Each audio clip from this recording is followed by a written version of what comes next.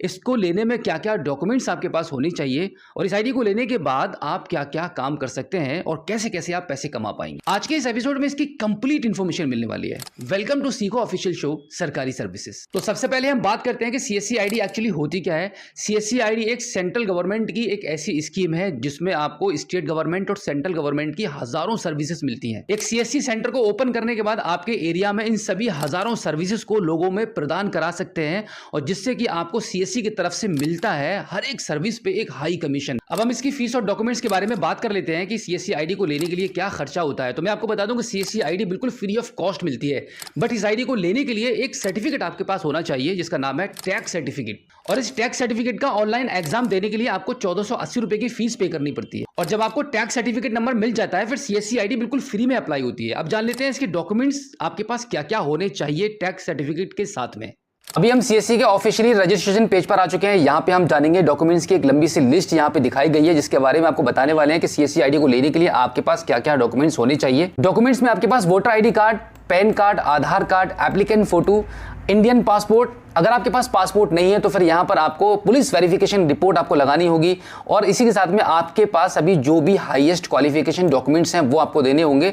और इसी के साथ में जैसे कि इससे पहले मैं बात कर रहा था टैक्स सर्टिफिकेट के बारे में जहाँ पे ये मेंशन है और सबसे लास्ट में बैंक बीसी सर्टिफिकेट यहाँ पे बताया गया है जो कि अभी इसमें मैंडेटरी नहीं है। अगर आप ऑलरेडी किसी भी बैंक के माध्यम से या किसी भी एपीएस कंपनी के थ्रू एक बीसी है तो मोस्ट वेलकम है आपका। इन सभी डॉक्यूमेंट्स में आप उस डॉक्यूमेंट्स को भी आप इंक्लूड कर सकते हैं। अब इसी के साथ हम ये भी जान लेते हैं कि इसी पेज के माध्यम से आपको आपकी सीएससी आईडी को अप्लाई करना होता है। टर्म्स एंड कंडीशन को एक्सेप्ट करते हैं और गेट स्टार्टेड पे क्लिक कर देते हैं। यहाँ पे आप देखेंगे आपके डॉक्यूमेंट्स के साथ में आपकी पर्सनल डिटेल्स भी यहाँ पे आपको फिल करनी रहेंगी। सीएससी आईडी को अप्लाई करने के लिए सबसे पहले तो आपको पर्सनल डिटेल भरनी होती है। दूसरा आपको फिर आपकी ईमेल आईडी और पैन कार्ड वेरीफाई करना होता है। बैंकिंग डिटेल्स भरनी होती है। यहाँ पर आपके पास किसी भी बैंक का एक अकाउंट भी होना चाहिए सीएससी आईडी को अप्लाई करने के लिए। उसके बाद जो डॉक्यूमेंट्स अभी आपको बताए थे वो सभी यहाँ पे आपको अपलोड करने पड़ते हैं। फिर फॉर्म का आप रिव्यू करेंगे और फिर उसके बाद आपके मोबाइल फोन के माध्यम से सीएससी के एप्लीकेशन को आप डाउनलोड करेंगे और उसके थ्रू एक जियो टैग वीडियो आपको रिकॉर्ड करके 10 सेकंड की बना के ऊपर भेजनी होती है जिससे कि ये वेरिफिकेशन होता है कि आपने किस लोकेशन पर अपनी सीएससी आईडी को अप्लाई किया है। तो ये हुआ इसका पूरा कंप्लीट प्रोसेस कि किस तरीके से आपको इस वेबसाइट पर आकर अपनी सीएससी आईडी को इन सभी डॉक्यूमेंट्स के थ्रू आपको अप्लाई करना होता है। और अगर आपके पास टैक्स सर्टिफिकेट नहीं है तो इसको अप्लाई करने के लिए आपको इस वेबसाइट पर आना पड़ेगा। इस वेबसाइट पर आने के बाद रजिस्टर न्यू यूजर वाले इस पेज पर आप आ जाएंगे। यहाँ पे आपको आपकी पर्सनल डिटेल फिल करनी होती है। यहाँ पे आपको आपका आधार कार्ड और आपका फोटो की जरूरत पड़ती है टैक्स सर्टिफिकेट को अप्लाई करने के लिए। यहाँ पे जो फॉर्म आपको छोटा सा दिखाई दे रहा है ये पूरा कंप्लीट फॉर्म आपको फिल करना पड़ता है। यहाँ पे आपका फोटो अपलोड करते हैं, कैप्चा कोड भरते हैं और सबमिट कर देते हैं। इस प्रकार से यहाँ पे आप टैक्स सर्टिफिकेट के लिए रजिस्ट्रेशन करेंगे और फाइनली जाके आपको यहाँ पे 1480 रुपए की पेमेंट पे करनी पड़ती है। और उसके बाद फिर एक ऑनलाइन एग्जाम होता है टैक्स सर्टिफिकेट को प्राप्त करने के लिए। वो पास कर लेते हैं फिर आपको सर्टिफिकेट मिल जाता है।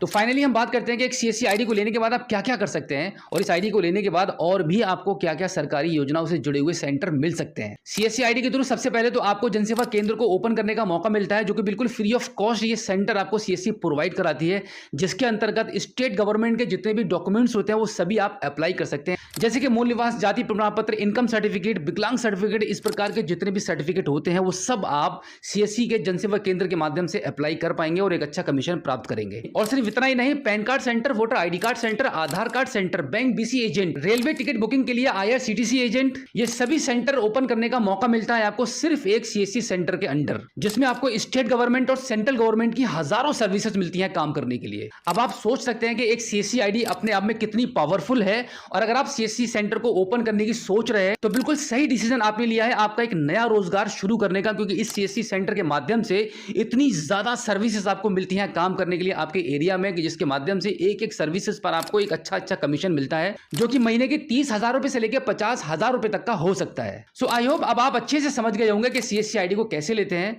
अगर आपका अभी भी कोई सवाल है तो आप इस एपिसोड के एंड में आप हमें फीडबैक के माध्यम से बता सकते हैं।